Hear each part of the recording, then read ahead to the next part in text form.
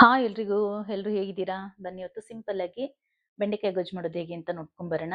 ಇದು ಬಿಸಿ ಬಿಸಿ ರಾಗಿ ಮುದ್ದೆ ಜೊತೆಗೆ ತುಂಬಾನೇ ಚೆನ್ನಾಗಿರುತ್ತೆ. ನೋಡಿ, ಸ್ಟವ್ ಮೇಲೆ ಬಾಂಡ್ಲಿ ಇಟ್ಕೊಂಡು ಸ್ವಲ್ಪ ಆಯಿಲನ್ನ ಹಾಕೊಂಡಿದ್ದೀನಿ. ಸಣ್ಣ ಸಣ್ಣ ಕಟ್ ಮಾಡಿರುವಂತ ಬೆಂಡೆಕಾಯಿನ ಹಾಕೊಂಡು ಚೆನ್ನಾಗಿ ಫ್ರೈ ಮಾಡ್ಕೋಬೇಕಾಗತ್ತೆ.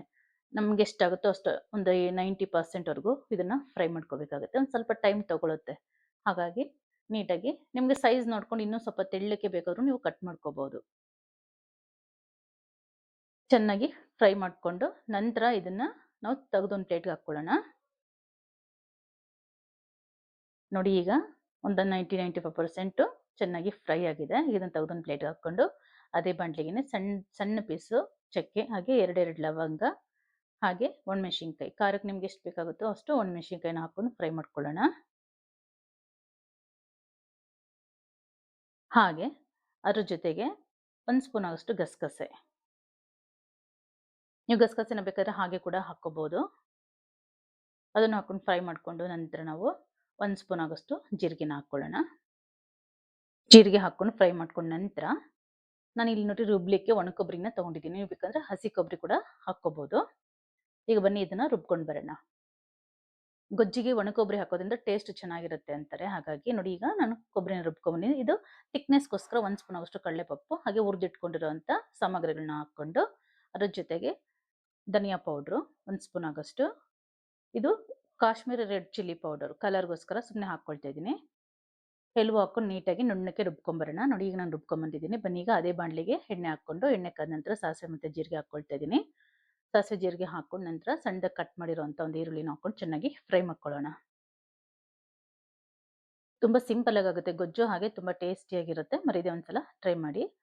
ನೋಡಿ, ಈಗ ಈರುಳ್ಳಿ ಸ್ವಲ್ಪ ಫ್ರೈ ಆದ ನಂತರ ಸ್ವಲ್ಪ ಕರಿಬೇವು ಹಾಕ್ಕೊಂಡು ಅದನ್ನು ಸಹ ಚೆನ್ನಾಗಿ ಫ್ರೈ ಮಾಡ್ಕೊಳ್ಳೋಣ. ಸ್ವಲ್ಪ ಹಿಂಗು ಹಾಕ್ಕೊಳ್ತಾ ಇದ್ದೀನಿ. ಹಿಂಗು ಹಾಕೋದ್ರಿಂದ ಸ್ವಲ್ಪ ಟೇಸ್ಟ್ ಚೆನ್ನಾಗಿರುತ್ತೆ. ಹಾಗಾಗಿ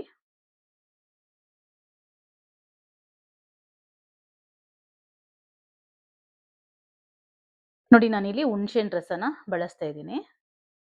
ಇದೆಲ್ಲ ಚೆನ್ನಾಗಿ ಫ್ರೈ ಆದ ನಂತರ ಹುಣಸೆಹಣ್ಣು ರಸ ಹಾಕ್ಕೊಂಡು ನಿಮ್ಗೆ ಎಷ್ಟು ಬೇಕಾಗುತ್ತೋ ಅಷ್ಟು ಹುಣಸೆಹಣ್ಣು ರಸ ಹಾಕ್ಕೊಂಡು, ನಿಮ್ಗೆ ಇಷ್ಟ ಇಲ್ಲ ಅಂದರೆ ನಾಟಿ ಟೊಮೊಟೊ ಕೂಡ ಹಾಕ್ಕೋಬೋದು. ಬಟ್ ಗೊಜ್ಜುಗಳಿಗೆ ಹುಣಸೆಹಣ್ಣು ಹಾಕೋದ್ರಿಂದ ಟೇಸ್ಟ್ ತುಂಬ ಚೆನ್ನಾಗಿರುತ್ತೆ. ಹಾಗಾಗಿ ಇದು ಸ್ವಲ್ಪ ಹಸಿ ಸ್ಮೆಲ್ ಹೋಗೋವರೆಗೂ ಕುದಿಸ್ಕೊಂಡು ನಂತರ ನಾವು ರುಬ್ಬಿಟ್ಕೊಂಡಿರೋಂಥ ಖಾರನ ಹಾಕ್ಕೋಬೇಕಾಗತ್ತೆ. ಸ್ವಲ್ಪ ಹಸಿ ಸ್ಮೆಲ್ ಹೋಗ್ಬೇಕು. ಹಾಗಾಗಿ ಒಂದು 2-3 ನಿಮಿಷ ಹಾಗೆ ಫ್ರೈ ಮಾಡ್ಕೊಂಡು ನಂತರ ನಾವು ರುಬ್ಬಿಟ್ಕೊಂಡಿರೋಂಥ ಖಾರನ ಹಾಕ್ಕೊಳ್ಳೋಣ. ನಿಮ್ಗೆ ಹುಣಸೆಹಣ್ಣು ಚೆನ್ನಾಗಿದ್ರೆ ನೀವು ಡೈರೆಕ್ಟಾಗಿ ರುಬ್ಲಿಕ್ಕೆ ಹಾಕೋಬಹುದು. ಇದು ಹುಣಸೆಹಣ್ಣು ಸ್ವಲ್ಪ ಗಲೀಜು ಗಲೀಜಿತ್ತು, ಹಾಗಾಗಿ ನಾನು ಹುಣಸೆಹಣ್ಣು ರಸ ತೆಗೆದ್ಬಿಟ್ಟು ಹಾಕ್ಕೊಂಡಿದ್ದೀನಿ. ನೋಡಿ, ಈಗ ರುಬ್ಬಿರೋ ಅಂಥ ಮಸಾಲೆನ ಹಾಕ್ಕೊಂಡು ಒಂದು 2-3 ನಿಮಿಷ ನೀಟಾಗಿ ಬಾಡಿಸ್ಕೊಂಡ ನಂತರ ನಾನಿಲ್ಲಿ ಬಿಸಿನೀರು ಕಾಯಿಸಿಟ್ಕೊಂಡಿದ್ದೆ. ನೀರು ನಿಮ್ಗೆ ಎಷ್ಟು ಬೇಕಾಗುತ್ತೋ ಅಷ್ಟು ಬಿಸಿನೀರು ಕಾಯಿಸಿಟ್ಕೊಂಡು ಹಾಕ್ಕೋಬೇಕಾಗತ್ತೆ.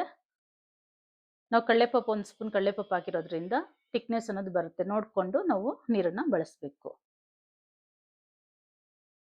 ಇದು ತುಂಬ ಗಟ್ಟಿಗೂ ಇರಲ್ಲ, ಹಾಗೆ ತುಂಬ ತೆಳ್ಳಕ್ಕೂ ಇರಲ್ಲ, ಒಂದು ಮೀಡಿಯಂ ಅದಕ್ಕೆ ಇರುತ್ತೆ. ನೋಡಿ, ಈಗ ರುಚಿಗೆ ತಕ್ಕಷ್ಟು ಉಪ್ಪು ಹಾಕ್ಕೊಂಡು ಬೆಂಡೆಕಾಯಿನೂ ಹಾಕ್ಕೊಂಡು ನೀಟಾಗಿ ಒಂದು ಮಿಕ್ಸ್ ಮಾಡಿಕೊಂಡು ಚೆನ್ನಾಗಿ ಕುದಿಸ್ಕೊಂಡ್ರೆ ಬಿಸಿ ಬಿಸಿಯಾಗಿರುವಂಥ ರುಚಿಕರವಾದಂಥ ಬೆಂಡೆಕಾಯಿ ಗೊಜ್ಜು ರೆಡಿ ಆಗುತ್ತೆ. ಈ ಗೊಜ್ಜು ಮುದ್ದೆ ಜೊತೆಗೆ ಅನ್ನದ ಜೊತೆಗೆ ತುಂಬಾನೇ ಚೆನ್ನಾಗಿರುತ್ತೆ. ನೋಡಿ, ಈಗ ಬೆಂಡೆಕಾಯಿ ಗೊಜ್ಜು ಕುದೀತಾ ಇದೆ. ಈಗ ಬೆಂಡೆಕಾಯಿ ಗೊಜ್ಜು ರೆಡಿಯಾಗಿದೆ.